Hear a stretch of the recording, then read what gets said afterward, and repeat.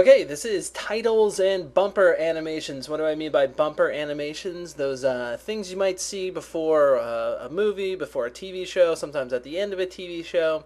It's kind of the station identification or the studio identification.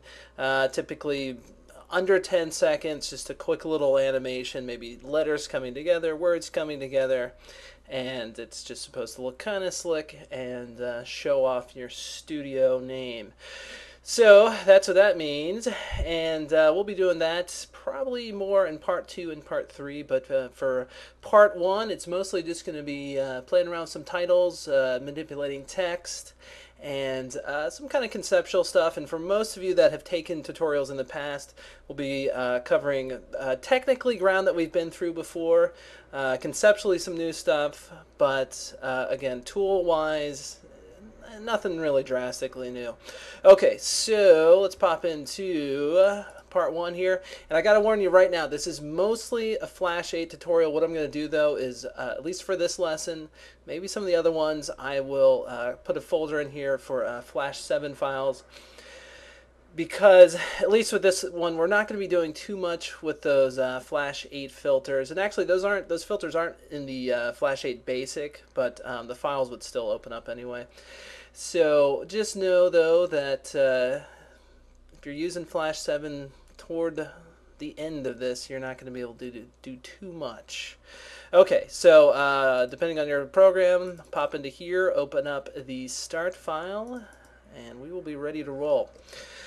And one thing to note, since not everybody has the same fonts, we're going to have to go with some kind of universal fonts, and in a way that'll sort of handicap us in a good way. So if we have to use an Arial font, which is very basic, we're going to try to make it as cool as possible. And then what you can do later on is, of course, comb any number of these kind of websites out there that have lots of free fonts. You should always, of course, check the commercial license if you use something that you just grabbed off the internet. Not always are those licensed commercially, but there's tons of them available, at least to try out. All right, and with that in mind, let's go and reach for the text tool. In fact, you know what? I need to pop my properties window up here, which I didn't think about this before, but that covers up the old CartoonSmart logo. All right, there we go. Gonna lock that up, and here we go. Click on this. For the most part during this lesson, we're always going to set this to static text. And again, here is our good old Arial font. So let's go ahead and just click on bold, and we're going to keep this at white. The size doesn't really matter for right now, but you know what? I'm going to make it kind of small. And let's do a little bit of a warm-up here. And you know what? I'm just going to title this layer, let's just call it initial. Yeah, that was spelled right. Initial text. Okay. What I'm going to type here is, in capitals, the world ends tomorrow. Kind of a bold statement, but if it were true, is the seriousness of this really coming across to us? So let's imply something of a little bit more urgency. And go ahead and select this text again if you happen to deselect it. By the way, I forgot to mention, I did just pick up that black arrow a second ago and just move it around like that. It's pretty much your go-to tool for moving anything around like that. And all right, so a couple things we can do. We can, of course, make it a bit bigger, which we will in a second. Let me show you 2 ways to do that. You can, of course, always go down here and we'll just bring that up like so. Another way to do that would just be to leave it at 24 and then hit up your free transform tool. You'll get these handles over this way. You can scale it up. By the way, if you hold down the shift key, you will scale it uniformly. Otherwise, you might end up doing something like that, which doesn't necessarily look bad. Even that in itself almost, well, it implies something different. Maybe the world will end tomorrow in a very tall way. But a few other things you can do while we're still playing around with this, and actually let me make it just a tad bigger first so it's a bit more obvious, is if you're just between some of these handles right here, you can kind of do an italics, which you could also do down this way as well.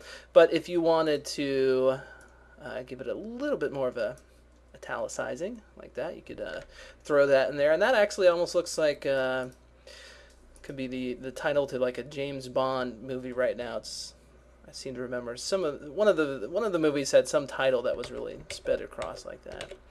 And what else can we do while we're still just playing around here? Let's see. Well, obviously rotate and all that stuff. You can experiment on your own a bit more, but while we still have this as typable text and typable meaning, I could go in here at any time, just double click on into this and change out what is written in here. Let's explore a few more of the tools. This is one I tend to use quite a lot, which is the text spacing, the letter spacing. And what you can do is just kind of bump it up like that. I tend to type it in numerically, oftentimes, just to give it a little bit more exact. Or what I'll do is, I do have some hotkeys set up for that. Let's see, which ones are those? Oops. I had to deselect.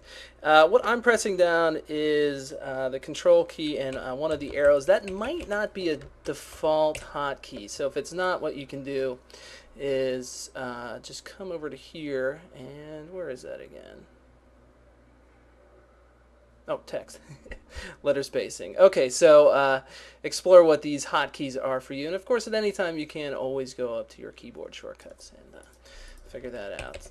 So what I will do, though, is make things a little bit squished together here if you want to get this exactly how I got it. It looks like this is at a negative 1.8.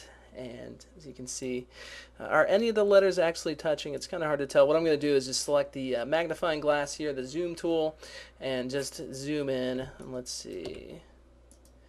The S, you know what, I'm going to squish it together just a little bit more. I do tend to feel like letters pushed together like this do carry, they do imply something a little bit different. Certainly if, let's go and look at this on the other end of things. Let's see. How do you feel about that? Of course it is kind of all personal too, but I guess I kind of feel like there's more time between the letters, and that meaning there's a little bit less urgency to what I'm trying to say here. Versus, look at this. Hey, you better read this really quick because the world ends tomorrow. All right, so let's go and just make this a bit bigger. And by the way, let's see. Did I get that? Well, now that's let's go back and set this to negative 1.8. All right, there we go. And again, this is still text that I can just double click on it and manipulate. What I'm going to do now, though, is go over here to modify and then break apart. I'm going to hit this button twice, but I just want to explain that right now what it's done is it's made it so that each letter is its own little text box. So I could move this out of the way now and then type into this one. All right, so let's hit undo. And now what we're going to do is go to break apart one more time. I don't necessarily need to do that at this point because really all I'm going to be doing is just selecting some of the text like this and then with that black arrow just moving it around. I could leave this at editable text, but I'm just going to go ahead and do this at this stage because later on I am not going to want to have editable text. Alright, so the word the, not that important, is it? So let's go and scale this down quite a bit. Let's put it maybe about that size. All right, and what we're going to do is stack these letters up. So you kind of have to think about, if we're going to stack these, how do we want them to look? So let's go ahead and just play around. Let's try it like this. I feel like this is cluttered now. Almost like I'm having trouble where do I begin reading this almost. It's kind of the and what are the important words here? Really the important word is the world ends. Okay, so let's try to give the most weight to that, and that should be kind of obvious for all of you. What we're going to do is just bump tomorrow down to the bottom, and then what we'll do is select this one, and then let's just kind of blow it out of the water. We're going to make it huge. And probably now you're going, wow, the world ends tomorrow? I didn't know that. Let's pretty things up a little bit. What I'm going to do is just make this a little bit bigger. All right. And then I'm just going to stack this top of here. And you'll find in a lot of titles and logos and things like that, all these kind of words like the, of, from, they tend to be lessened like this because they're not that important.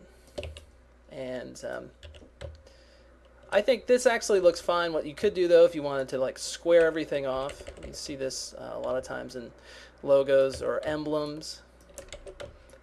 These things are kind of all shaped into a certain way. I don't like this though. Well, I don't know, I was about to say I don't like that, but then there is something kind of nice to like almost a pyramid or a triangle to this. But again, it does take a little bit away from the weightiness of that one word ends. So what I would do is just scale this back down. As you guys all know, this is one of my favorite hotkeys, which is over here at shape. No, it's not. Where is that again? Transform, scale, and rotate. I have it set up so that this is just Control R for me, or if you're using the Apple, that would be Option R. So if you ever see me, or if you ever hear a little typey sound and you see this box magically appear, just know that, hey, you know what, I hit up my hotkey for scale and rotate. And usually all I'm doing is just scaling something. It's kind of nice because it'll just kind of keep whatever you have selected scaled in or out in the same place. So notice if I put this down 50%, it's just going to go right down there. Okay, and notice too, actually, when that was down 50%, we're lessening the kind of the impact of the word tomorrow. So it kind of feel like, oh, the world ends. We all kind of know that, you know, the sun's going to burn out, whatever. And then you go, oh, wait a minute, it looks like it says tomorrow down there. So we got to have a little bit of weight to that. So we're going to keep that right back up there. And in terms of this word, just the world right here, why not make it kind of lined up, let's say like this? Well, one reason is it just has to, personally, again, this is all kind of personal, but I don't like how this W sits on top of the E right here, all right? Because it kind of feels like when they are lined up like this, where the very edge of this W kind of sits close to the edge of that E, there's a little part of your mind that's kind of going down with the edge of that W. And that's not going to occur so much if you put this a little bit smaller, because then again, you can kind of see that there is a little bit of a pyramid effect here. There's something like this going on. Oops, let me make that a white line. You don't have to do this. I'm just kind of demonstrating that where these lines are going. And then you got something like this going on over here. All right. And in terms of the stacking of this thing, I would kind of keep these a little bit closer together. Not too much though, and you don't ever want any like one thing floating up here and then have one thing down here like that. That just looks silly. If you wanted to do something like that, then you'd probably need to go and kind of space them all out like that. But then again, that doesn't look that good either. So let's try to keep those spaced together. And then too, you almost kind of have to just, you know, throw a line down the middle and see is everything sort of lining up here. And you know what, I would actually kind of use the middle point of the word ends to line up this word the. Okay, so you see I just kind of put that line down the middle there, and it looks like this could go just a tad bit over there. All right, so yeah, this is looking a little bit better. And of course, one obvious thing, you can always go and grab the paint bucket tool, set this to red, and fill in some color right there. And wow, now, now, ends in blood. It's red. It's scary. Let's try this though. Let's go and just make the whole thing red and see how that looks against an all red background like this. Kind of reminds me of a like a zombie movie, a horror movie. The title's coming in like a poster like that. If we really want to darken things up a bit here, let's do this. And actually, this is a little bit of a bright red. Let's go and change it to something like this over here. It's a little bit less. And you know what? Actually, at this point, what I'm going to do is I'm going to make these words into a symbol. All right, so we're going to go to convert to symbol. We're just going to call this the world ends text. And what that's going to do for us is put a copy of this into our library. In case you guys didn't see that, just hit the library right there. And I'm going to slide that into play here. So if I did happen to accidentally delete this or whatever, I can always go and pull out a new copy from inside the library right there. And that's a good thing to keep open, because what we're going to do is have you guys drag out this symbol right here. It's called Vector Packs symbol. And you know what? Let me do this. I'm going to drag it out here, and then I'm just going to, you don't have to delete that, but I am going to delete that for right now. And let me set this to 100% just so you can see what's going on here.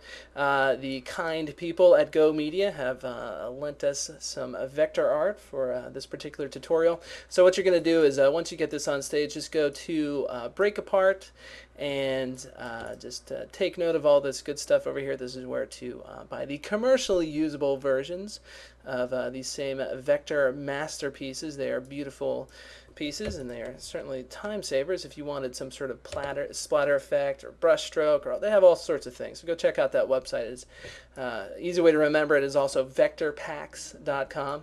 The one that we're going to use right here, let's go ahead and use this this kind of grimy brush strokes. Might find a use for this one later on, but for right now, I'm just going to delete that off, delete this off. I'm going to put this over here, and in fact, you know what I'm going to do is actually cut this off of this layer. So I'm just going to go to cut. Your standard hotkeys will always work for cutting and pasting in the program, and I pasted that down there. Let's call this layer grimy brush strokes. You know what, we'll even say vectorpacks.com. Why not? And let's throw that over there, and then let's return to the library. If you were like me and you deleted that stuff off, I'm just going to put that right down there. And then suddenly, with these things over top each other, I'm going to scale this up a little bit. Wow, now it certainly feels like things are going to go a little bit more violently when the world ends. Of course, that is what that paint kind of implies there. It'll make you feel like, you know, blood or something like that. And yes, this has turned into quite a morbid tutorial right now, but we'll lighten things up a little bit later. But this should be kind of serving its purpose right here, that you know, we've made this feel like it is kind of a little bit more of a title now. Again, it feels a little bit like a zombie type movie. Now here's something else cool that we can do. Let's leave this in place. Actually, you know what? I meant to drag this onto this layer right here. So let me just cut that off. I'm going to paste it right back down here. And you know what's kind of interesting about this, and we'll see this many times in this lesson, that letters are often implied. Right now, you can definitely get the feeling that this title says "The World Ends." You don't necessarily need to see that part of the E right there. That's just something that our brains are used to. But I am going to actually drag this layer above this one, all right, and then I'm going to slide this back over here. But just something to note. All right, do this. Copy this. You know what, I'm going to do this the slow way for starters. I'm just going to go to copy, all right. Now what I'm going to do is click on this insert layer twice. So we're going to get one layer up here and then yet another one up this way. Let me move this down just a little bit so you can see everything. And then what I'm going to do is, first I'll title this. I'll call this text that will be a mask layer. I'm going to explain that in a second, but go now and go to paste in place. And visually you won't see much happen, but you should see now there's a little bit more of a dot on this layer, and that implies that something exists on this layer. And basically all we have is text right on top of another layer of text. Okay, so if I were to move that around, hey, look at that, it's right there. If I were to make this layer invisible, well, you're not going to see anything different because that same text is right underneath it over there. Now, what we're going to do is grab this paint splatter right here, all right, or I should say brush stroke. They have a different file that's the paint splatters. And I'm also going to copy this, and then I'm going to select this layer right here, and I'm just going to go to paste in place. Again, you won't see anything different, all right? So don't think you've done anything wrong. Then just go and select this, and what we're going to do is tint it to be black. If you want for right now, you can almost just make it a gray. I do want that eventually to be all black, but just so you can see it better on this black background, and make it not 100% gray. And just depending on your default settings with these color properties, you might have gotten a different color that it tinted to at first, but just go and set that to black right there. And let's go ahead and call this, we're going to call this black brush strokes. Okay, so once you've got that in place, and easy way to think about this is, hey, you know what? Right here, these two layers are the brush strokes and text, and these two layers directly on top of those are also the brush strokes and the text. But select this layer, go to, or right click, and then just click on mask. Now what happened? This text up here is being used to only show me what is beneath it, okay, in this layer within the outlines of that text. It's a little bit more obvious if I were to make these unlocked right here. When they're locked, it shows you the full effect of that mask. When they're not locked, you can still kind of move things around. You're not seeing really what's going to happen if you publish this. But if I were to go and click on this layer and show it as outlines, okay, so I'm just now seeing a blue kind of outline of everything.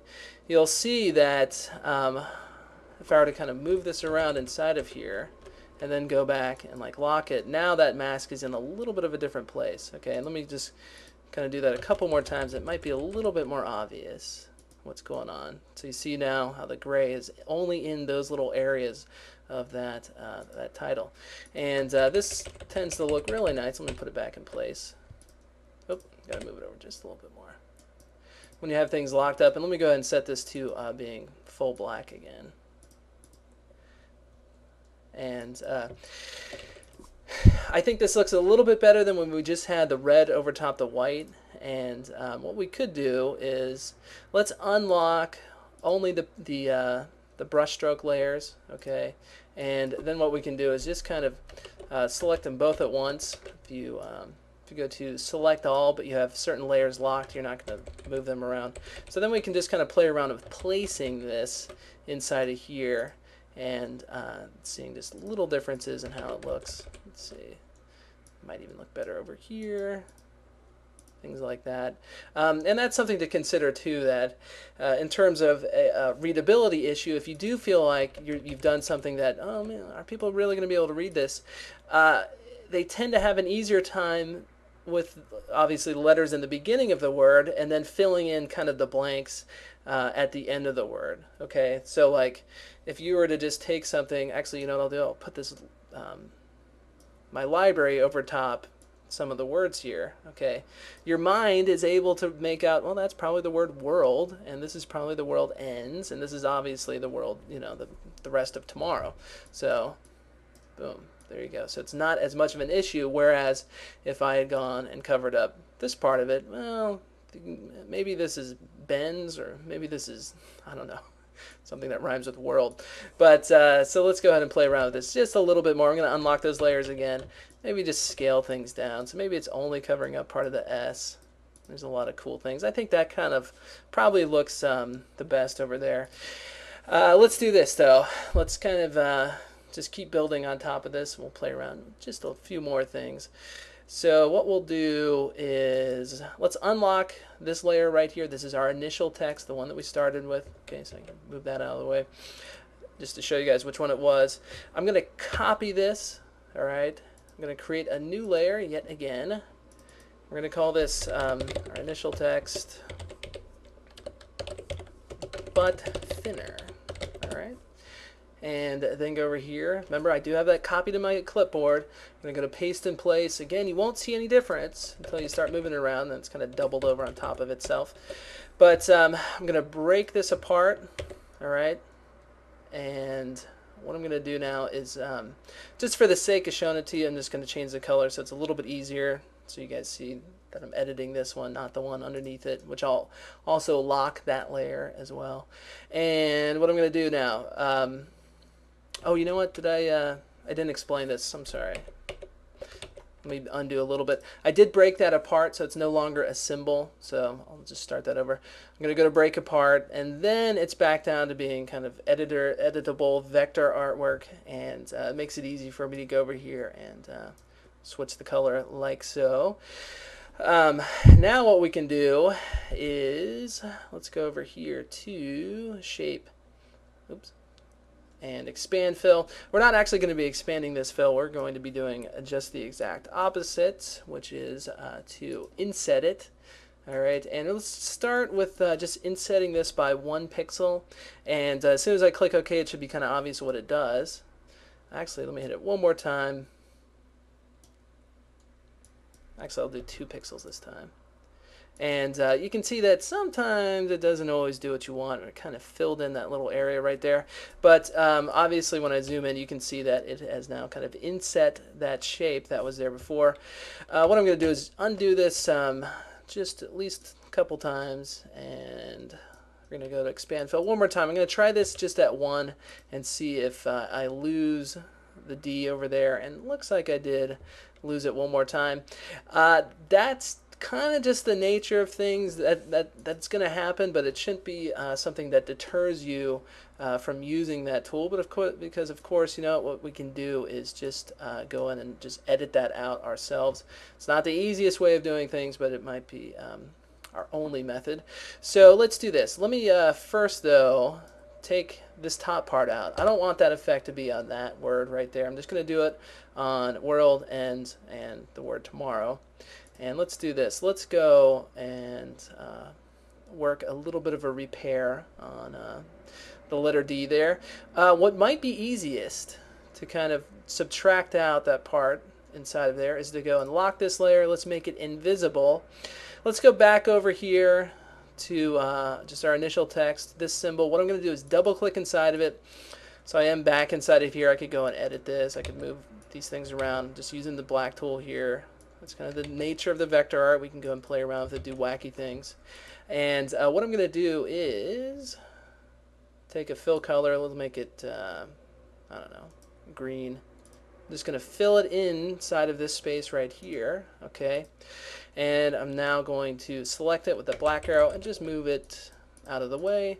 And what might be easier is to go and this time go to expand fill and expand this by 2 pixels. We'll see what happens. Alright, that worked well. Okay, so let's just cut this off of here. I'm going to do it this way. I'm going to cut it off, and I return back up to the main timeline here. Anytime you have double clicked inside of a symbol, you need to get back up to where the rest of the action is. Just go up here and click scene 1. And let's lock that layer. Let's go and make this visible again. We're going to unlock it so we can edit it. And I'm just going to do my best to paste in that green shape kind of over here. I'm not going to deselect it just quite yet. What I'm going to do is view this entire layer as a wireframe, so then I can kind of just zoom on in. It is still selected, and I can just position that exactly right how I want it. Once you get it into place, just going to go and click that and then delete it. Alright, now that looks horrible, by the way, this blue on red. Looks like it would be a 3D movie. But what I'm going to do is just set this to being black, like so. Alright, I am going to make this a symbol as well. Nice, easy way to select an entire layer of stuff at once is just to click the keyframe up here. And then I'm going to go to convert to symbol.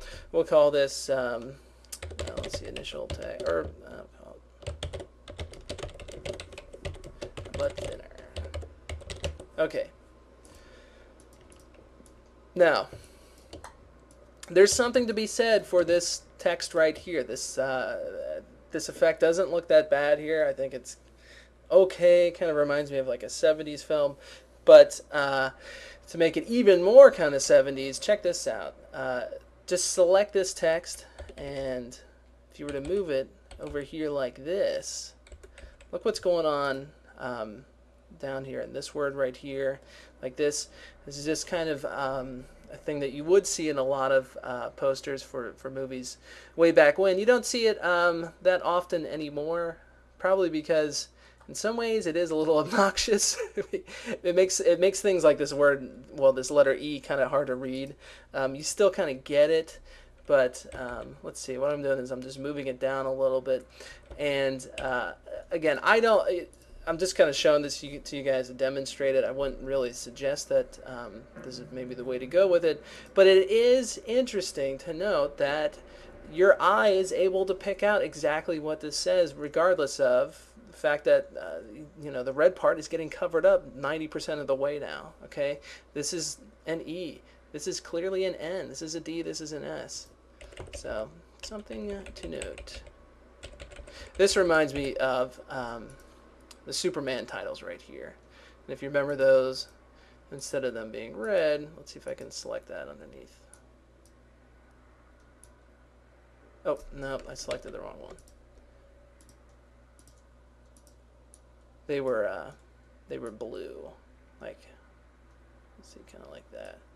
And then they would zoom at the screen in some kind of cool ways. But and notice too how just changing that color right there from red to blue, I mean from blue to whatever, from red to blue, again makes you feel like this is a little less bloody right here. Maybe we'll all die off in some sort of blue heat wave versus a splattered in blood. What am I doing? Oh, I've got to select this first. There we go. So let's set it back to being red. But that is something to note too. That just what changing the background does. If you don't have anything selected, you can always go over here to your background, just kind of see what's going on with this. What I've set up here, of course, doesn't really look good on anything other than black, though. But keep in mind that if it were a movie or something like that, most bumper animations, title sequences like that are set on a black background. In fact, studying up for this lesson, I basically just went through my DVD collection and just played the first 5 minutes of every movie. And it's kind of rare to see opening titles for a movie or even for the movie studio on anything other than a black background. And for the actual titles of the movie itself, it's kind of rare to see anything that's not white text on a black background. So Bottle Rocket was one notable one, though. I think they had a red background with black text. So anyway, but again, that's just something to consider. By the way, if you do kind of find that, hey, I like what I've created here, I've got things perfect. If you want to go and make a symbol out of all this stuff, it's not that easy to do that if you're using a mask layer, because you can't really just go and do like a universal selection of everything and then copy and paste it into one symbol, because you won't copy that mask layer. What you'd have to do is select all the layers like this, copy them, and by the way, make sure they are unlocked. So I just right clicked and went over here to copy frames, and then what we're going to do is go and say insert new symbol, and we'll call this entire logo. And what that does is it actually ends up just making you a new symbol inside the library. It doesn't really insert it anywhere on the stage. So just think of it only inserting it in the library. And then what you do is, as soon as you press that, just go to paste frames. That will put it down there. And notice that my mask layer is still set up. And of course, again, if you want to just lock everything, you can see kind of the full effect of everything you created. Then you can go back up here to scene 1, and we'll zoom out. Let's go and just select these layers. Just hit trash can on those guys, and now we can drag out the entire logo, which zoomed out doesn't really look that good. It's kind of rare that you would do. I think it's kind of rare that you would do something like this. I think it looks a little bit better if you just get rid of that right there. What I'll do though for the finished file, of course I save out all these start files as some sort of finished file. What I'll do is just go and insert frames right here. So now I've got, hey, 2 frames. I can toggle this all of 2 frames, and then what I'll do is I'll just drag out this frame to the second frame, so it doesn't actually exist on frame 1 here. So when we're just kind of playing around with this, it looks a little bit better like that. But just so you can keep that over there. All right, so that's just one kind of bloody, gruesome example. Our other ones aren't going to really follow suit like that, but certainly there's a bit more urgency to what I'm trying to tell you with the world ending mañana. All right, so in fact, you know what I'm going to do? I am just going to delete this off the main stage. Again, in the finish file, it's always here in the library, and I'll probably put it back on the stage later. Let's just play around now with some text. And you know what? We'll set this to a white background. Oh, hurts my eyes a little bit, but we'll you know, make our way through it. So select up your text tool one more time, and this time what we're going to do is a Times New Roman. If you just have Times, that'll work equally fine. All these look about the same here, but I got Times New Roman, and be sure you are on a new layer, and let's go and just type web design studio, just kind of some standard text. I'm going to do this all in capitals. Reason being is one kind of obvious thing that I want to show you all is that sometimes it looks a lot better to, even with all caps, go and break this apart and then make the first letters of every word a little bit bigger. So again, I'm going to hit up my hotkey for scale and rotate. I'm just going to be scaling it up. I'm going to put that over there. Put this at about 130%. And that certainly looks a lot better than what we just had. Of course, too, there's a few issues just with the spacing right here. Now my W is coming into the E a little bit. I actually like that. I think a lot of times it looks a little bit nicer if you just kind of snug these letters together. And your spacing, it almost kind of depends on a case-by-case example, because there's certain letters that aren't going to look that good spaced together, and there's other letters that look great spaced together. Here's actually kind of a good example that with the I between the D and the O here, we can really bring these together. I mean, there's a point at which it becomes too much, but certainly if this letter were out here, that doesn't look that good. We got plenty of space in between right here. So if you are going to be laying out some text like this, I would always go and first probably adjust your spacing like we did earlier, just with the right over in here, and then I think it's a good idea too to just if it is something like for a title that you know you're not going to need to edit the text later, go and then just kind of further evaluate if the spacing can be adjusted beyond that. And other little things I do like sometimes to bring letters together like that. Sometimes that looks nice, sometimes it doesn't. But there is something kind of aesthetically pleasing about bringing that S and that T together there. You can kind of get yourself into a little bit of trouble if you do that a bit too much, but you know, I think that works well. This making the text bigger like this with the capitals, bigger than every other capital letter, I think that looks particularly good with certain kind of cartoony fonts. What I'm going to do is, and you guys can't do this, don't worry about it, it's okay, I'm just going to try to show you guys how this looks, just a particular case. This is a Blambot font. This is San Diego. So if you did actually want to go and get this font, it's always available to purchase. And that website would be blambot.com. You know, I'll spell it out for you. It's blambot.com. Great fonts. But this is a good example, I think, of a cartoonish font that really benefits from making those letters bigger. So I got Web Design Studio. And again, I'm just going to bump this up to all these letters a bit bigger.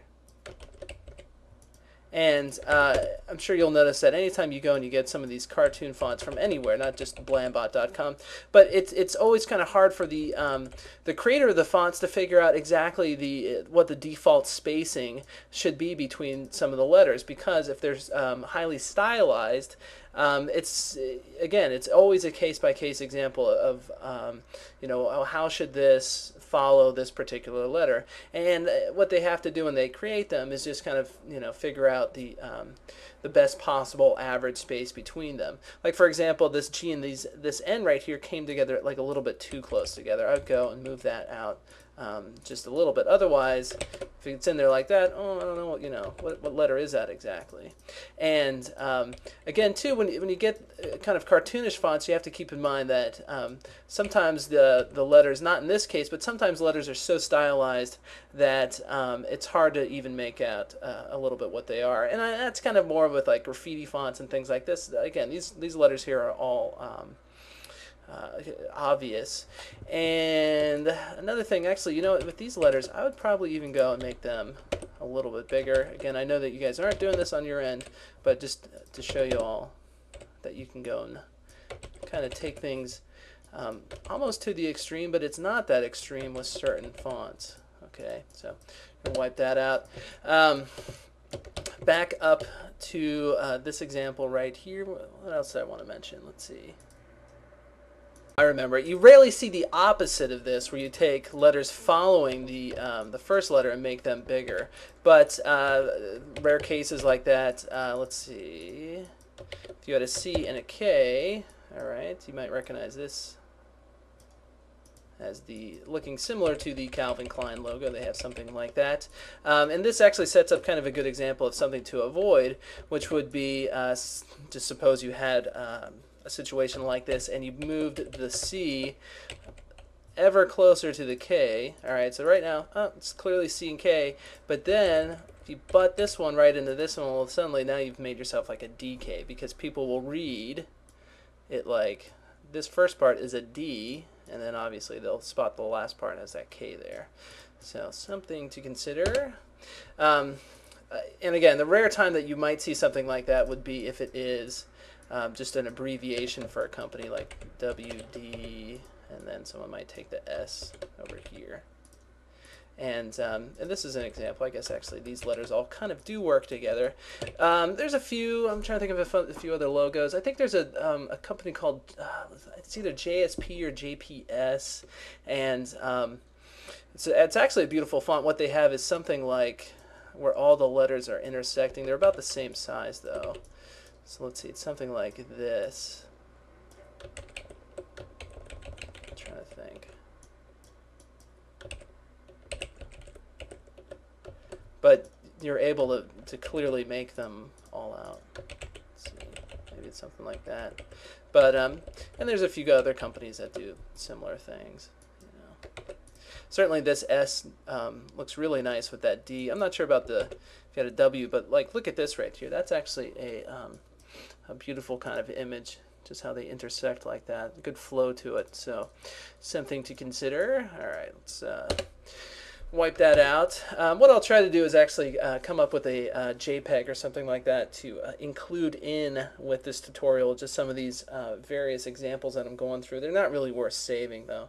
All right, let's go, and we'll head back to an Arial font for this, and I'm going to type out the word travel. All right. Now here's a good example of where we could squeeze some of the letters together. Obviously the A and the V are almost perpendicular to each other diagonally. So let's do this. Let's go and break it apart. Bring this together just a little bit more.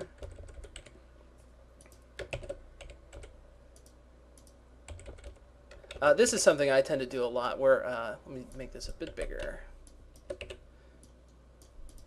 I always feel like when you have an A and then a letter preceding it, there ends up being quite a bit of space right between there.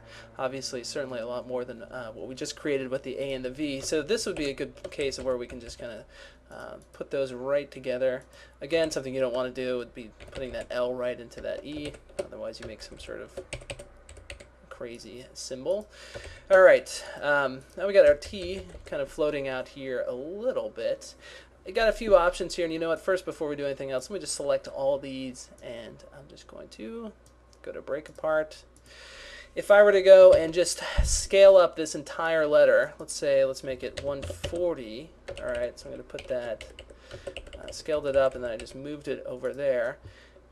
All right, so I made the first letter cap, just a bit bigger, but watch kind of the opposite of that. And you know what I'm going to have to do is actually undo this. Let me just copy it and then hit undo a few times so it's back down to being that same size. And then I'm just going to paste what I just copied over there. So that's what I just did. So let's try something a little bit different. Instead of scaling up this thing uniformly, let's go and break this apart again and then just move this up. So we're going to move the T up, move it over a little bit. Let me zoom in a tad here. And then I'm going to select this bottom part of it. I'm going to grab the free transform tool, bring this down. I want it, of course, to be the same line as all these other letters, so I'm going to move it down just a little bit more. And then I'm just going to take this part out over here. Actually, you know what? Let me show it to you guys without doing that first.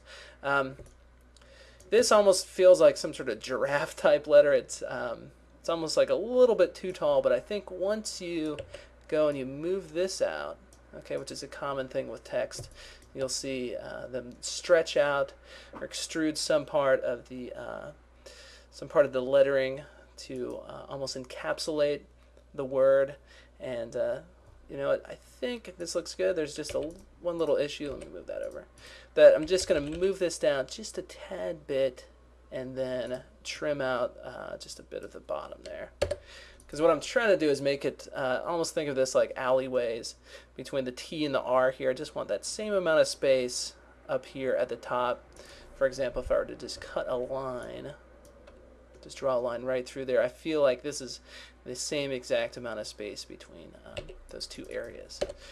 So you will find countless numbers of logos that look that make use of stretching out one part of the letter. Something else you might see, you know what I'll do is I'll just put this down here and then just copy this, paste this, just so we can look at all these various versions. Is in a case like this, you might see the opposite type thing happen where they fill in a line on the bottom, just kind of like an underscore to it. So what I'm going to do is I just copy this shape out and just kind of nudging it around down here at the bottom. What I'm going to do is go to transform and just flip it vertically. Alright, so it's something like this. This is kind of rare because it almost destroys the T right there, but what I'm going to do is go and flip this horizontally. Alright, and then let's see, take this bottom part, scoot it out to here, and then what you could do, move that little chunk over this way some. I'm not being too exact about this, but you could get away with something like this, and that encapsulates the text quite nicely, I think. You can also kind of trim that off. Then you can also fill in just kind of the negative space around the L. Oops. Let me go and I have the square tool selected. I need to actually, this is set from a previous thing I was working on, that corner radius, so kind of just ignore that. By default, you won't have to do that. And I'm just going to draw a square right down there, and there we go. So then maybe take that off. So there's all sorts of like little, I think something like that you might see more with like a logo that would be on the side of some guy's truck for doing home repairs. You know, they tend to try to make the surrounding parts of the letter kind of you know, a motif of what the company does, an idea or something like that behind the company. And this is kind of an obvious one. What I'm doing is I'm just holding down the control key, or if you're on the Mac, the option key, and just dragging out a part of the line up here. And what it does is ends up creating a new vector point on the line, and you can see that it is now made kind of a roof of a house. It doesn't really work with the word travel. I think I like this logo a little bit more. I'm just undoing things quite a bit here. Back when we had it just as set up like this. But, you know, kind of another cheesy motif that you could do if this we were going to follow along with the theme of the word travel, would just be to go and create a square. Let's go, and I don't want any stroke around it. So if I just create a box, it's just going to be a plain black box, versus if I had a stroke around it, you can kind of see that orange line there. So if I were to just go and, let's say, put a square right here, and then I'm going to zoom in a little bit so it's a bit more obvious. With this black arrow, just move this point over there, and then I could go and take a white box. Let's just put it through here, like so. And if I were to put some lines, some black lines in between some of these, like this, it would kind of hint that there's a train up there.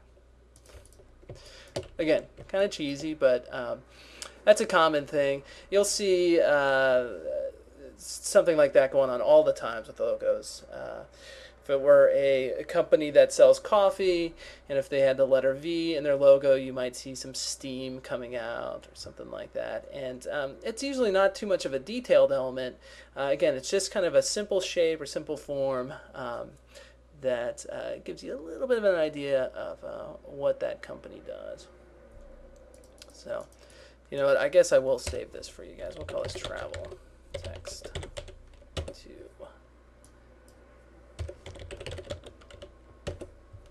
This one I don't think you need, though. All right, let's wipe those off. And let's talk a little bit about deleting parts of text and when to do that. I guess it ends up being more often when not to do that. I have a font in here called Arial Rounded. All right, I know that most of you probably don't have that font, so don't worry about it. I'm going to type out, here are the words. NASA. So again, you don't have to necessarily follow along with this. This is just a quick example. Obviously, you guys know of NASA, the space program. Their logo is very similar to this. It has a nice kind of rounded, probably it's an Arial font. What I'm going to do is just break it apart, and you might recognize this more as their logo. As soon as I go with this black arrow, I'm just going to select this little vector point right here and just bring it down right to there. In fact, it helps a little bit if I have the snap tool on, because it's going to snap one vector point to another.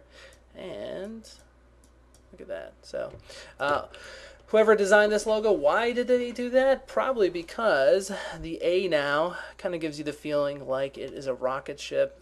It's going upward, thinking upward. That's what NASA is kind of, that's what they're there for, getting us up into space.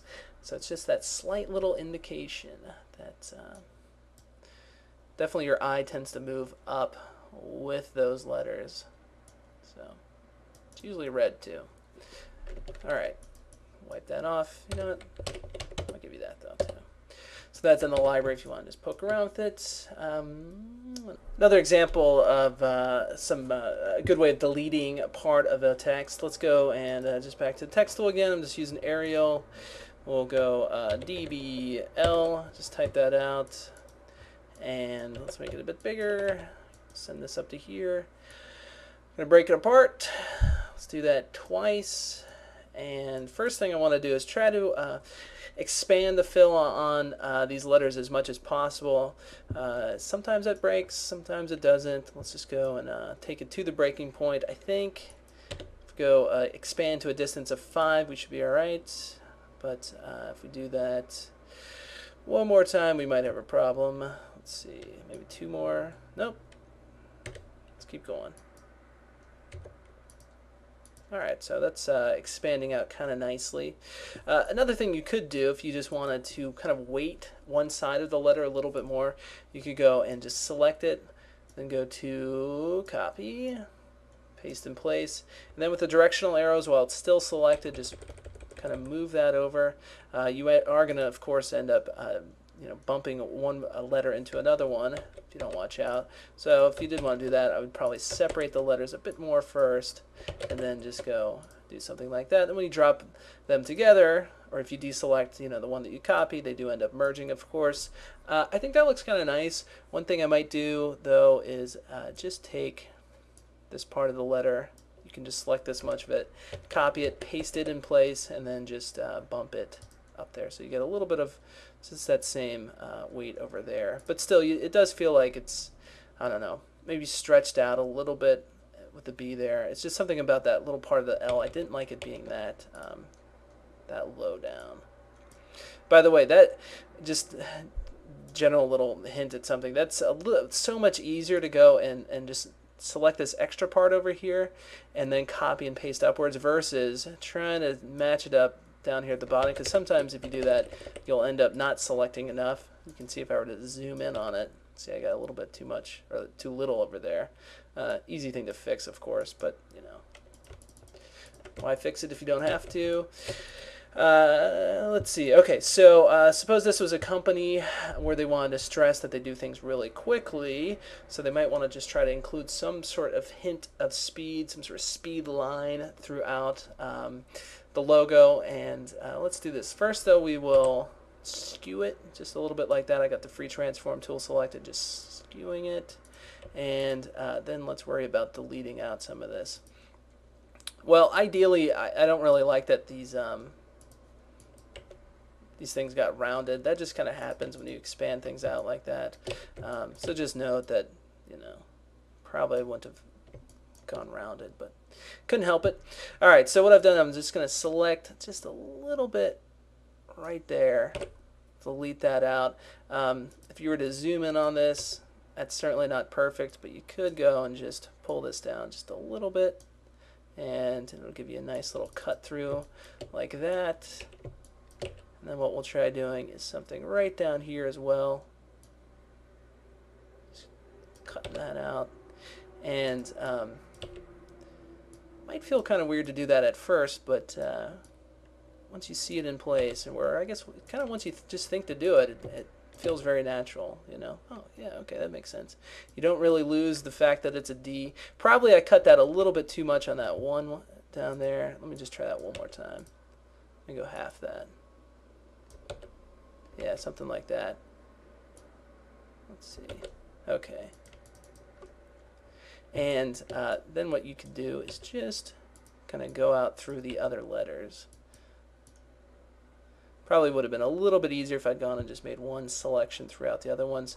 Although, we could kind of pull the same trick with the B that we did with the D, where we just cut out the bottom here and then jump back up to the top. Oops. When you do this, you just kind of got to be sure that you don't actually select the part of the line and start messing with that. Again, though, not perfect. Easy thing to fix, though. Just kind of scoot that over there. Okay.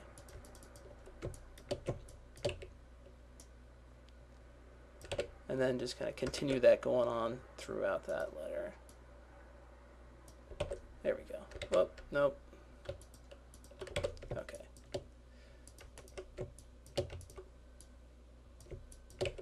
And I'd say once you get it all done, maybe even bring those together just a tad bit. If you did round off something by expanding it and you don't like that, you can always just try to just delete off the bottom part of it. Which almost in a way kind of makes it gives it a totally different feel too. Let's see. I'm just cutting a line, or not really cutting, I'm just drawing a line through this L over here, but then I can select this little chunk right here and then just delete off the line.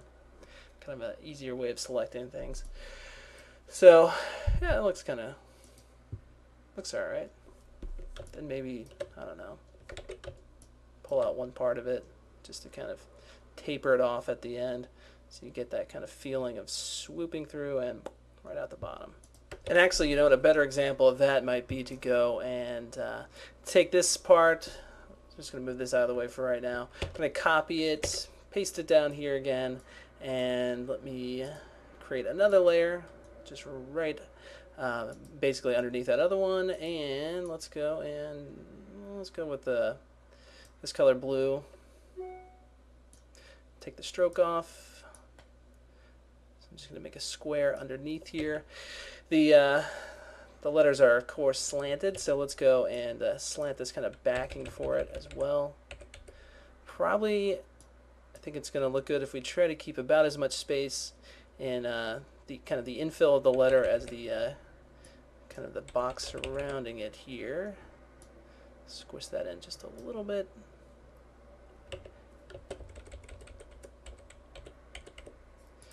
And then let's do this. Let's go and with the paint bucket, just grab a white and just fill that in.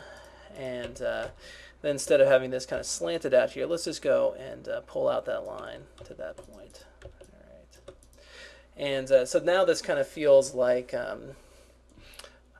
more almost infinite motion, because the white kind of goes through here and then finishes out off into this like little netherworld right here. So it's you know, kind of constantly flowing in and out. And of course, let's do the same thing over here, because that'll also look kind of nice. So there you go. And of course you can, if you want to, just crop out what you're not using, because even though I just stretched that out, that white vector art is still kind of coming out through the edge there. So just select that up.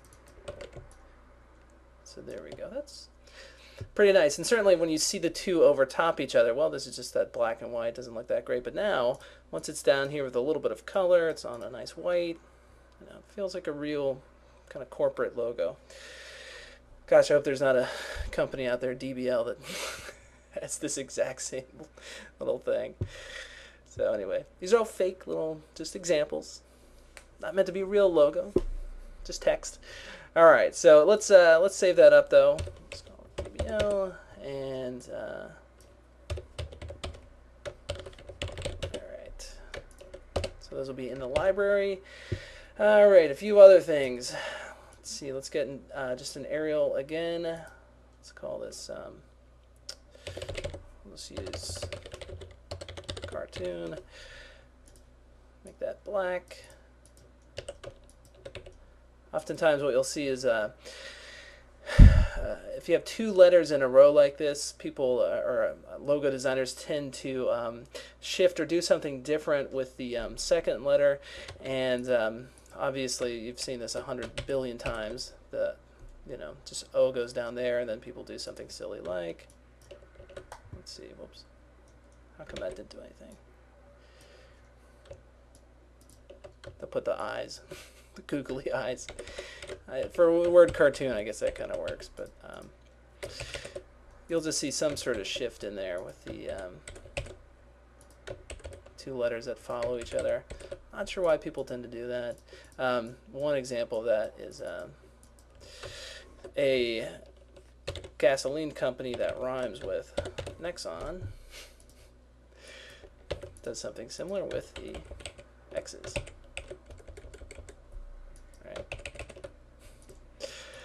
So, just something to think about, though. Let's get that out there. You'll also see a lot of double meanings in logos and some titles, I guess. Common example is, let's say, we're to have milky smooth, and then what you do is you highlight the moo part, because milk comes from a cow, so you just bring attention, I guess, to the moo. Is that good? Is it bad? Sometimes I think it works. Sometimes it's just kind of just so obvious it's really not worth doing. You see a lot of like, I guess, kind of financial websites where they're kind of out to, I don't know, help you financially or whatever. So they'll say, be like, double down mortgage institute, we'll say. Just INS. And the part that they'll highlight would be, let's see, we'll make it blue, and then the U part, because it's all about you. It's about helping you with your finances, so they'll do that. All right. But I'm really not suggesting that. I'm just kind of showing that to you guys as an example. It's something to think about if it makes sense doing, if it is actually kind of intelligent. This is not really the most intelligent example. I guess I've shown you guys a lot of just all capital letters. We'll do something, let's see, how about NedX? Maybe NedX is a shipping company.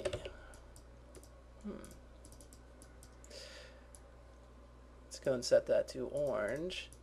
And I think this is a very cool thing to do. Break it apart, and then just where you have the separation in the two words, when one is colored differently, you can do some sort of kind of smash together with the final lowercase letter of the other word, and then the capital over here.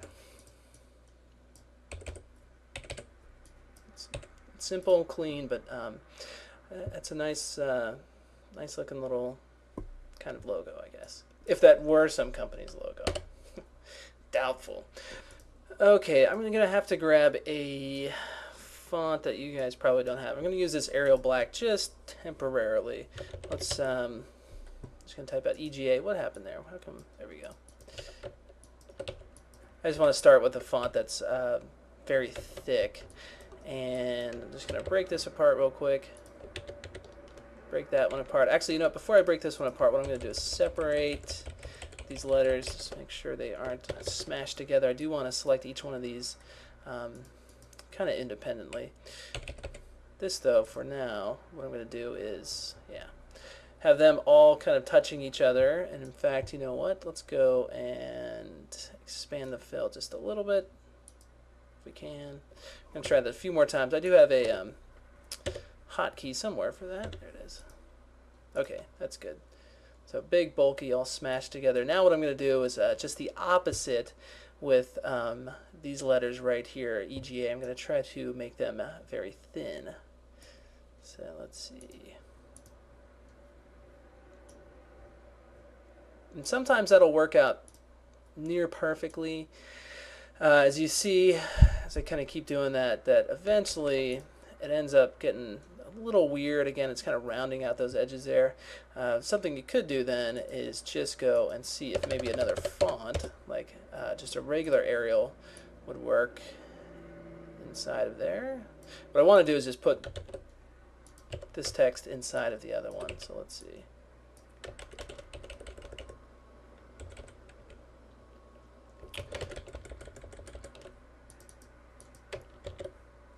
Again, this may or may not work out too well. I'm going to make that a bit thicker. I mean, not thicker, just a little bit wider. So far, so good, though.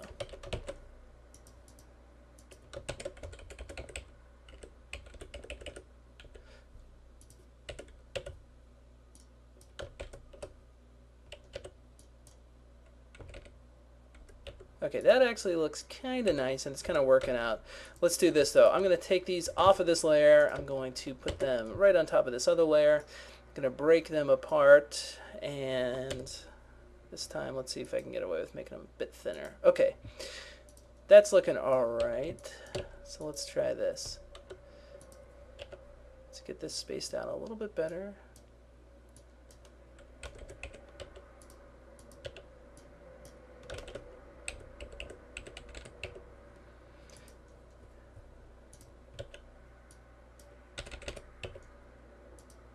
And then for this E, what I'm going to do is, pull it back a little bit and just make it go up. This tends to look pretty cool if you actually try to connect some of the letters together. So what I'm going to do is just take this part of the E and then just throw it over here. I guess I can't really do that, just a connection across there to that other G, unless, let's see, maybe if I were to make this part go across too. Let's see. Alright, it's not perfect. Let me zoom out. It's something like this. I think actually you lose a little bit of too much of the E, the indication that it is actually an E if you do that. But let's try to take this part of the A and then just have it go. There we go. So something like that. Really good examples of this. I don't think this is a great example, but really good examples would be if you do a Google search on the Sega logo or the CNN logo. Those are both perfect examples of just kind of that inner lettering. And you know what, I might try one last thing though. Let's go and just expand the fill. Let's make this a bit thinner. All right. I mean, it's not bad. Looks pretty good. What I'll do is, well, correct one little tiny thing, and then I'm gonna put this in the library. Just gonna make that a bit thicker. Okay.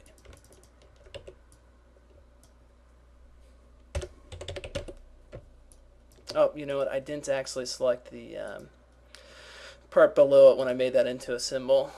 Let me go and do that. Although that's not the worst thing in the world. to go and separate some of the elements out, because as you'll see later, once we start animating things, that's kind of nice, because what you can do is then move parts of it separately.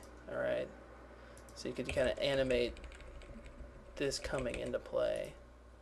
And in fact, just doing that right there, as I'm just moving this around with the directional arrow, you can kind of see that that would give you almost like a 3D effect to it. Alright, which, you know what we'll do? We'll actually, that's a good segue into this next topic, which is extruding the letter backwards like that, so giving it some kind of three-dimensional depth. And there's no magic button to do that in Flash like there is oftentimes in a 3D program. What you can do is you can just create the outlines of the shape or letter or whatever it is, and then basically hit a button that is called extrude, and it will give you that kind of Z depth of the lettering. So I'll show you guys how to do that momentarily. Alright, get that off stage. Alright, I'm getting kind of sick of Arial, so let's go with an Impact font. And what I'll do for those of you that don't have Impact is I'm going to type this out. Let's say Gaius. That's the name of my cat. Make it a little bit bigger. And so I'm going to break this apart. Then what I'll do is, in the library, I'll leave you all Gaius start text. So in your start file, what you can do is just drag out that from the library. Okay, but what I'm going to do is need to break this apart one more time. All right, and let's see. I guess we'll start with, it doesn't really matter what color. Kind of a lighter color, because what we'll do is, since we're going to extrude this backwards, we'll have a kind of a darker color in the back of it.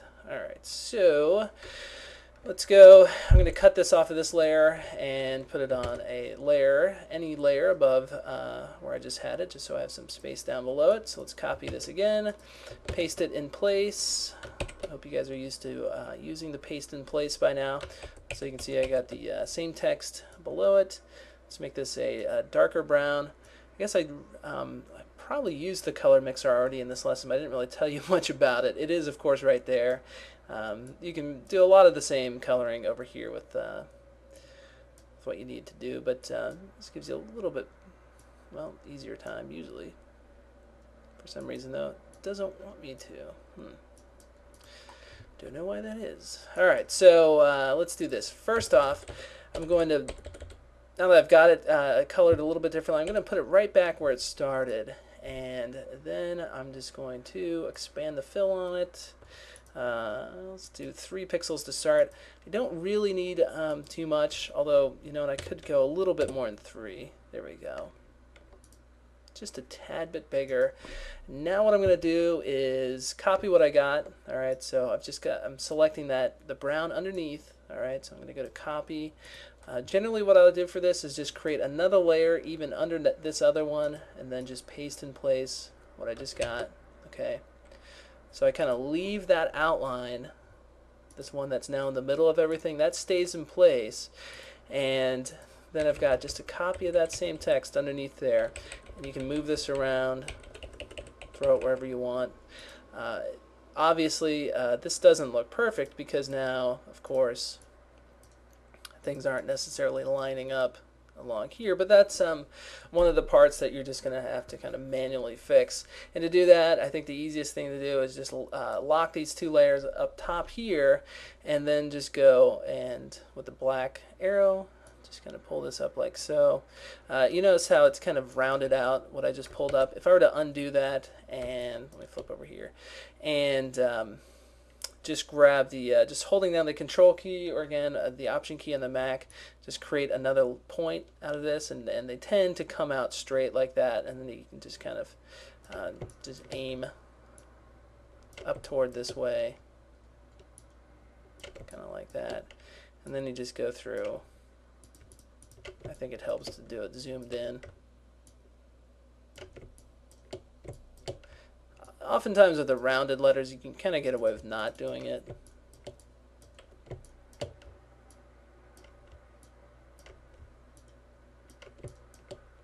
it's not the worst thing to have to do. And then, of course, don't forget about little spots like that, too. Gotta get those.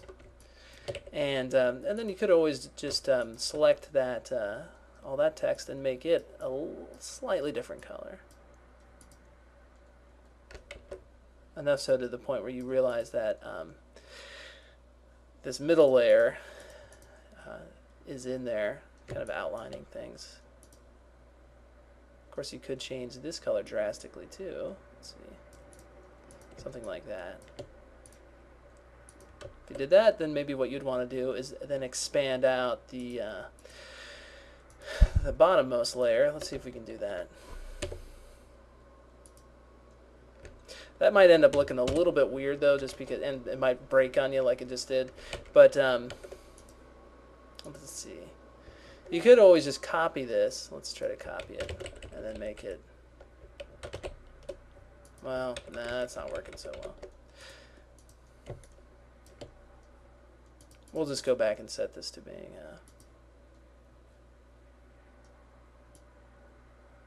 something like so. But there you go. Coming off the page a bit more, it certainly would help if we had a drop shadow in there. What I'll do is show you the kind of older way of creating a drop shadow, then we'll put a slight filter on this. When you do get it done and looking pretty and you're happy with it, go and select it all and create it, convert it to a symbol, I should say. What it will do though is it'll merge all those layers together and could make it a little bit hard to undo something that you did prior. By the way, I did forget about this little bit of the S there. Let me just go and set this whole thing back to being darker. I think that looks best.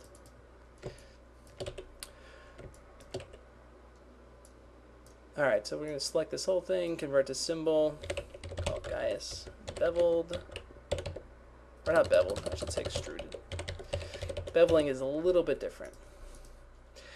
You'll notice too that if you do that with multiple layers and then you double click inside of here, they are still kind of selected, and what you might want to do is just click inside of here and deselect and just make sure they all kind of, when they do smash together and create one piece of artwork, that nothing kind of falls apart on you. I've had that happen before with text. And also too, when you do get done, you might want to go and just clean up some parts of this, like for example, see how it's still rounded over here. Once you get zoomed in enough, what you can do is just kind of grab that rounded part and then just kind of pull it like so, and it'll just straighten out on you. Okay. Alright, so drop shadow. Zoom out here. Nice way to copy things instead of having to go and copy paste. You can, of course, always hold down the control key or the option key while you are dragging on something. It'll make you a duplicate. These are, of course, on the same layer. If you want to take this text and move it behind, you would just go to Arrange, Send to Back, and hey, look at that. Now it's behind that other symbol. And you know what? Even just kind of playing around with that, you can almost extrude out that text even further. Or you can double it up like that. You see that sometimes. Maybe make it a little bit bigger. I don't know. You can get lost playing with these things sometimes. But generally a drop shadow will be smaller than the thing in front of it. It doesn't have to be by much. This could be slightly smaller like that. Then let's go over here with the properties window open. Just go to Tint. Make it all black like that. And now let's go to Advanced Settings. Take this, the alpha down. And by the way, one thing you might have noticed that if you didn't go inside here and deselect everything, when things were still selected, you would get kind of this double shadow underneath here when you went to did your alpha like that. So, and of course, take note that when this is shadows move down here a little bit, it kind of feels like this text is coming a lot further off of the screen. Reinforce that too if it was kind of a little bit bigger as well. One thing to do, you could go and go to Duplicate Symbol, Duplicate I should say, and we'll call this Gaius Extruded Let's just call it Gaius Shadow. And what that does is it makes a unique copy of this in the library. So you can see now I have Gaius Extruded and then Gaius Shadow. And what I could do at that point, I could just I could select it inside of here and then just go and set it to be black, and then go over here and take the alpha down myself. So the actual vector art is now that shadow, and then it would make it pointless for me to have the properties doing that same exact thing. And once you do that, you could consider softening the fill edges on this. Let me show you guys how that works with a square that I know will work well. Okay, and then we'll try it on that text. So I've just got a square selected right here, and we're going to go to Shape, Soften Fill Edges. We'll do a distance of 30 and a number of steps of 15, so it's going to soften this shape out 30 pixels around all sides of it, and it'll do that by making 15 unique shapes, which looks like this. So if I were to zoom in on it, you'd be able to tell that, hey, look, there we go. Got those little shapes out there. All right, we'll give this a shot with this text. One thing I can tell you right now, though, you don't want any interior space like this, all right, because it just doesn't know what to do with that. It's just going to kind of try to soften over top it, I should say. And where else is that happening? I guess nowhere else. So let's go and give it a shot. So again, get rid of shapes, soften fill edges. 30 might be a bit too much to try it first. Let's just try 15. Okay, so that actually worked. I don't see that it kind of fell apart on us at all. Or actually, you know what? It might not have worked. See how it, some kind of weird shaping inside there. Sometimes when you have, I'm just going to try to undo everything. Sometimes when you have kind of inlets like this with the font, these are the things that kind of mess up the soften fill edges. So you might have to go through and just kind of almost get rid of those.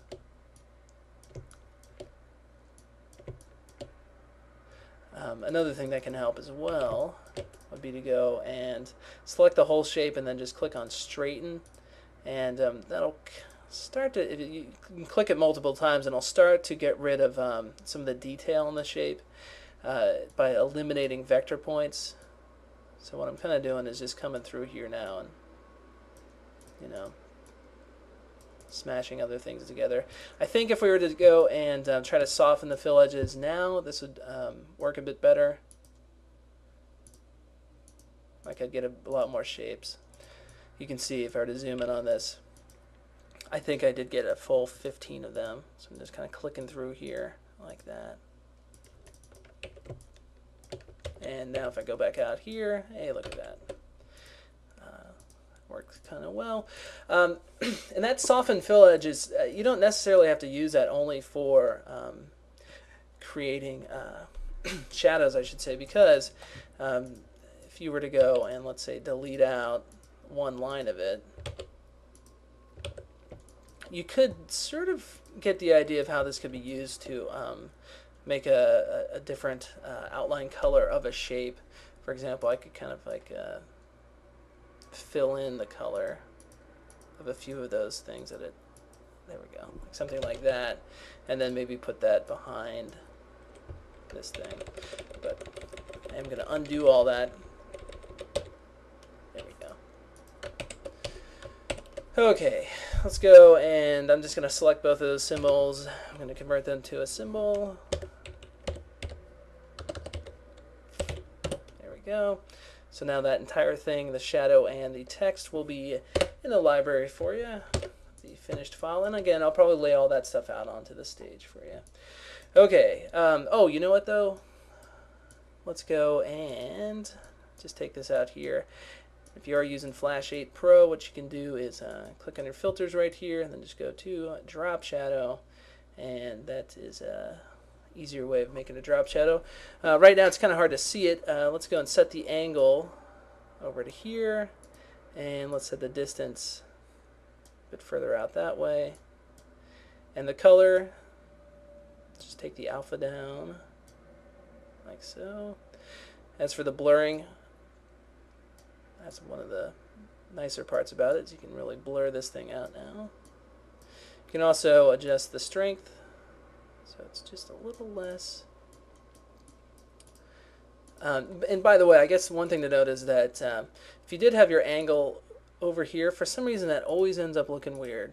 If you have beveled or extruded text that's coming out in this direction, generally, just for some reason, you just want to put your shadow over on that flip side. Otherwise, it looks a little weird. Okay, so that's another way of doing that. By the way, one thing to note is if I were to take this off stage, okay, and if I wanted to now take my text back out from the library and put it on there, of course the filter is no longer on there, okay? So if you did want to kind of save a state of your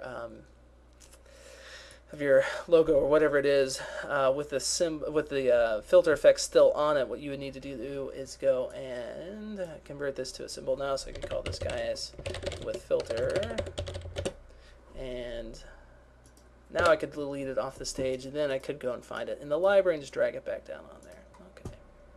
Okay. And we're going to be talking about those filters a lot more later. But for now, let's just go and keep thinking of different things to do with text. Oh, well, here's one. Actually, let's go and take Gaius back out again. Drop him on there.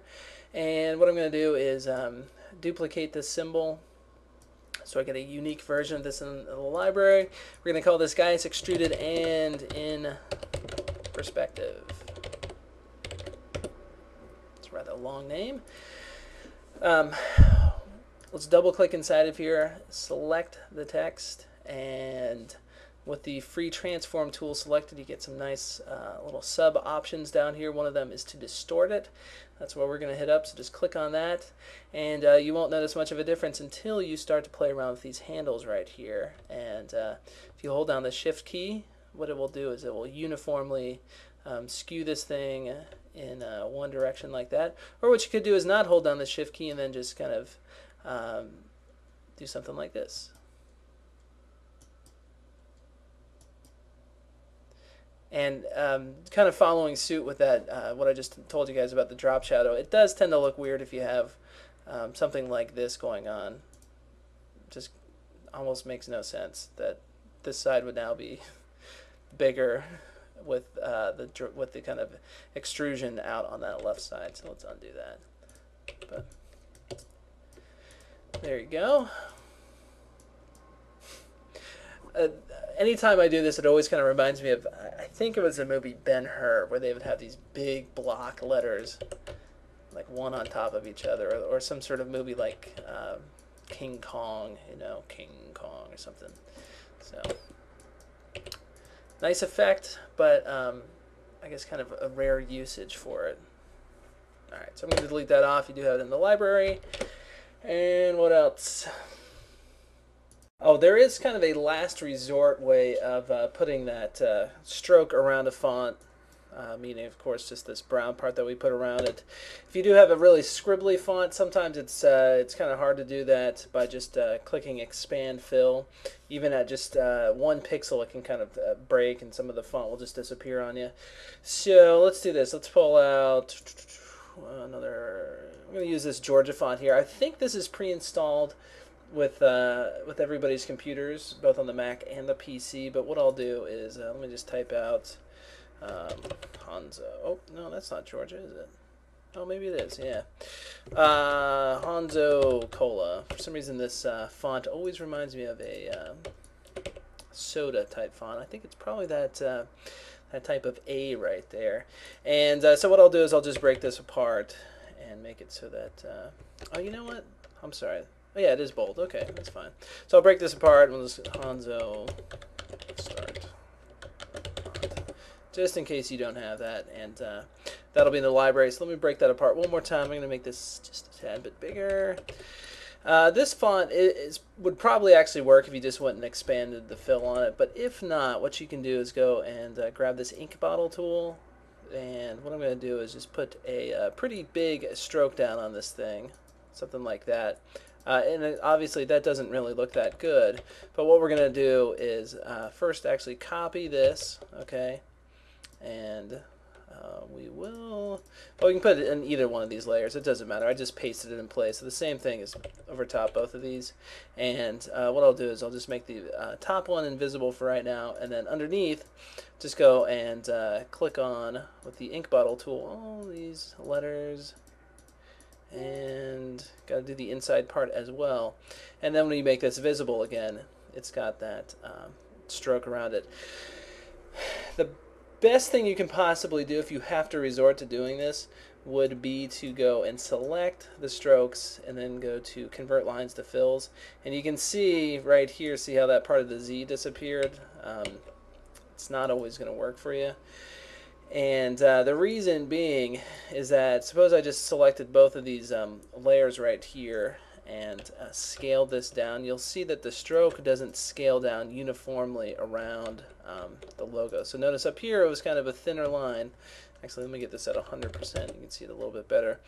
So just kind of take note of that stroke width or thickness around the lines, and then as it's down here around this size, it gets to look like that.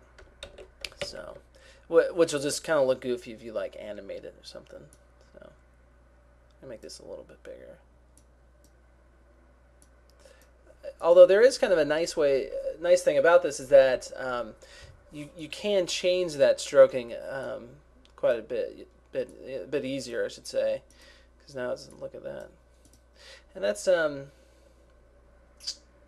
not that bad looking. I mean, it looks fine as long as you just keep in mind, hey, I'm not going to be able to animate this guy. So let's go ahead and let's do this. Let's select both layers right there. I'm just going to go Hanzo.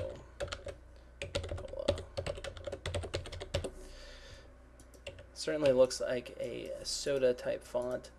Maybe if we scoot it, kind of almost look like something on a label. Let's see. I'm trying to get a background color here. There we go.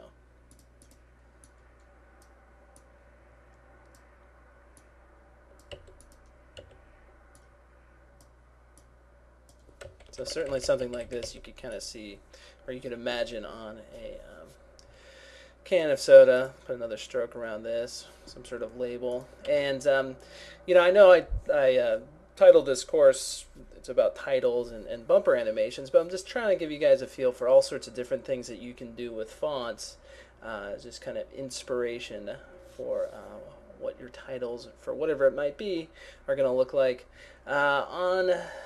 On the note of taking your title or whatever it is and skewing it like this, it's not always a great idea, but it can work. And let me just delete this off of here. I'm going to get back to showing you guys a black background.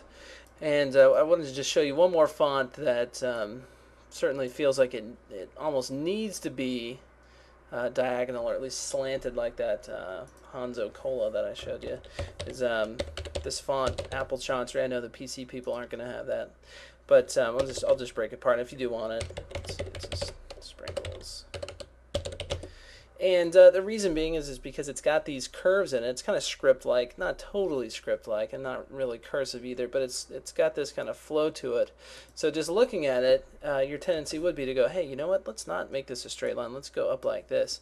And I just kind of find that to be difficult in practical purposes, like I don't know, I'm constantly making new logos and stuff like that for the course titles on the website, and I often find that as soon as I do something like this, then I end up breaking a lot of the natural lines on the website, and that's maybe my fault for having a lot of square things on there.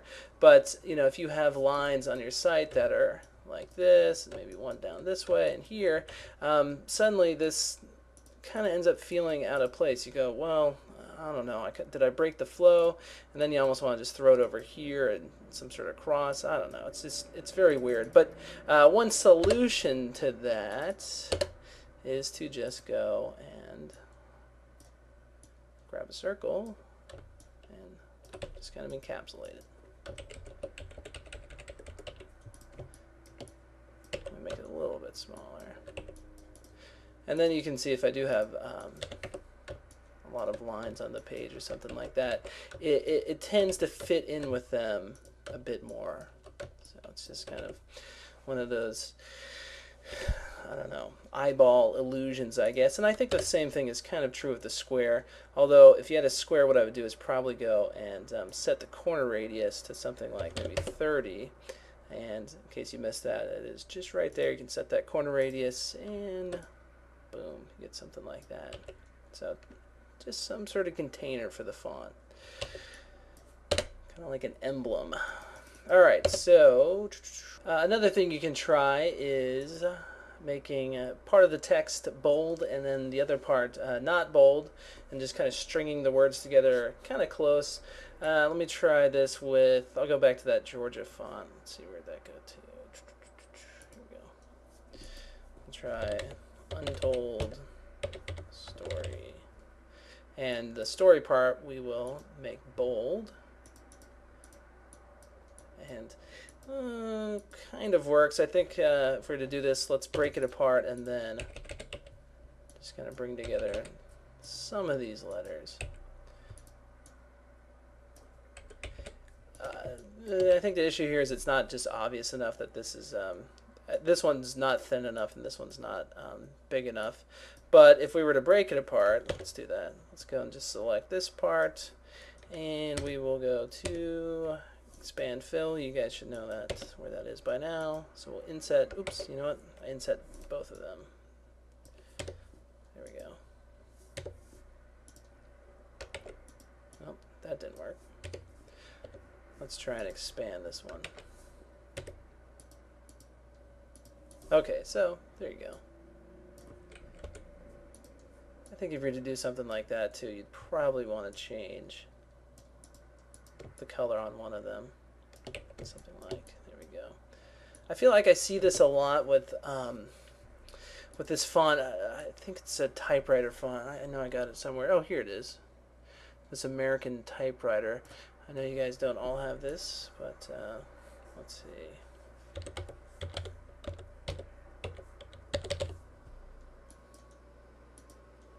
Yeah, any font that's got a really bold to it, okay, like this one. So something like that. What I'll do is we'll break apart these and I'll put them both in the same symbol there. Okay, let's see. All right, what you could do is just to play around a little bit more, go and get your library back open again. What we're going to look for is vector pack symbol. So just throw this back on there. Break apart everything but this little splatter right here. So I'm just going to delete off all that other stuff. Make this a bit bigger. You know what? Somehow I got an extra frame out there. Let me just remove that. Okay. So with the right kind of setting here, you can take a very standard, a very kind of highbrow font, like, we'll go back to our Times New Roman. And with the right setting, it can look kind of crazy. So I'm just going to type font out here. In fact, you know what? Yeah, there we go. So I'm going to make it pretty big, and I'm going to break it apart. For the O and the N and the T, what I'll do is just make these white, and I'm going to scale them down quite a bit. Put them over here. Just make this F kind of big, and then just like tilt it. I'll try to fit it inside of that kind of splatter there. And then maybe with the O, what we'll do is bump it up a bit. This N, let's scale it down, maybe 80%. Let's also rotate that. Throw that up there. I think this N could go down even a little bit further, maybe to 90. Skew that off. And then let's go and we'll do one word that's kind of normal. Let's try this down. 30% we'll say font reductions. Although let's try scaling this. It's always an interesting thing to try, just to scale your fonts, see how they end up looking. So maybe with that one we'll string it out, space it out, I mean, just a little bit like so. And what else could you try here? You could even go, let's take this F, I'm going to make it smaller, put it over here, and let's make this bold. I'm going to make this a lowercase I, make it a bit fatter too. So let's tilt that off. So let's see. Alright, N.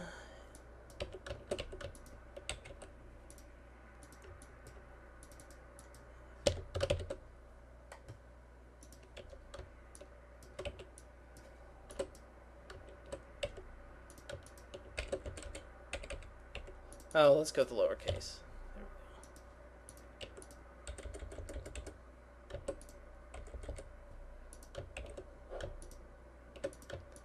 So this kind of looks crazy, but it also looks a little professional too. It's not, you know, just crazy for the sake of being crazy. It kind of makes sense, you know, especially with a name like Ink Font.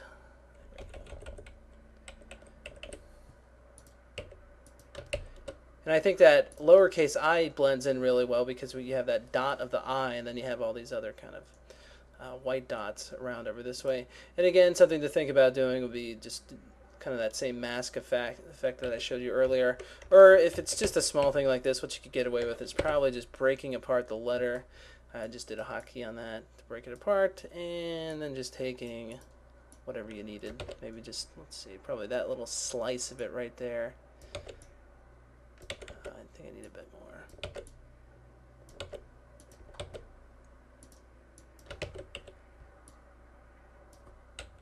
There we go. So something like that. Not perfect, but it works. What I'll do is, let me just take all this, I'm just going to break it apart, and we'll convert it to a simple symbol, call it ink font.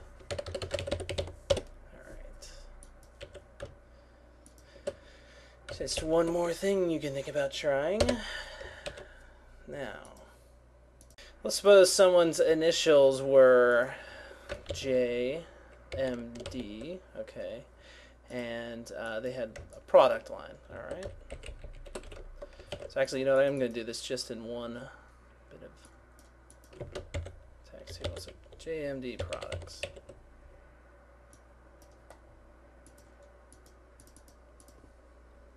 I'm going to put spaces between all this stuff.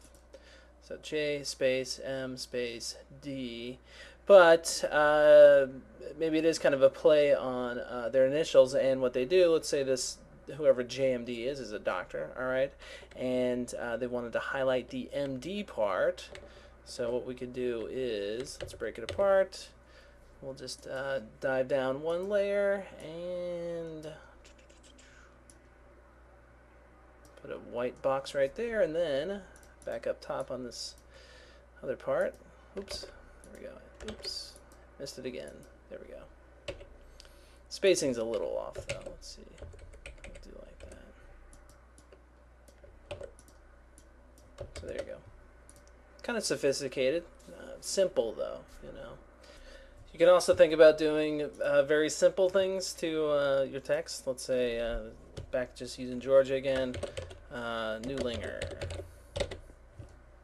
What is linger? I don't know, but I think that's a funny word. Let's break it apart, and actually I'll break it apart one more time.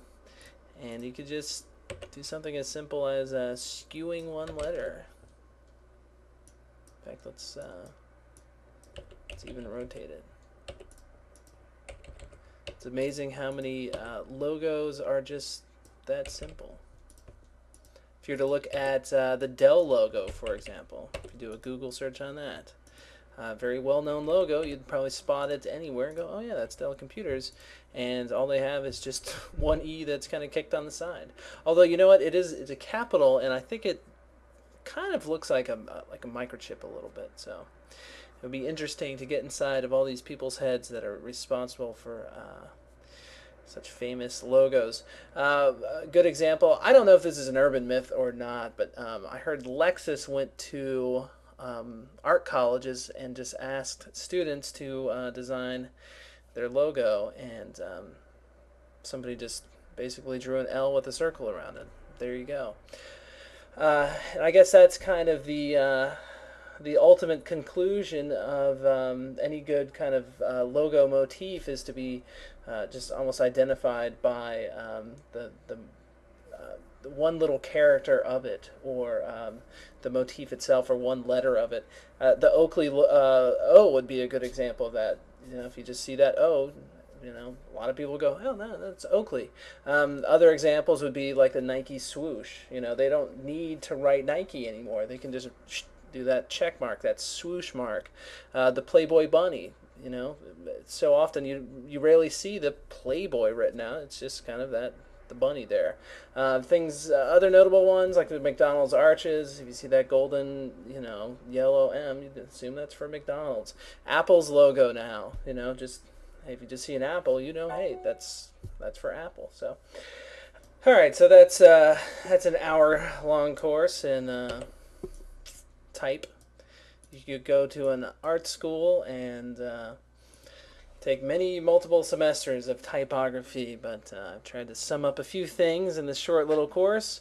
Reason being is, I did teach a previous text and logos course, and I think most people came away with that doing a font like this one right here. So there's all sorts of different things you can do with letters and text and all that good stuff. So, and you might not even be in any sort of position to be able to retool the company logo, but unless it is your own logo, then who knows?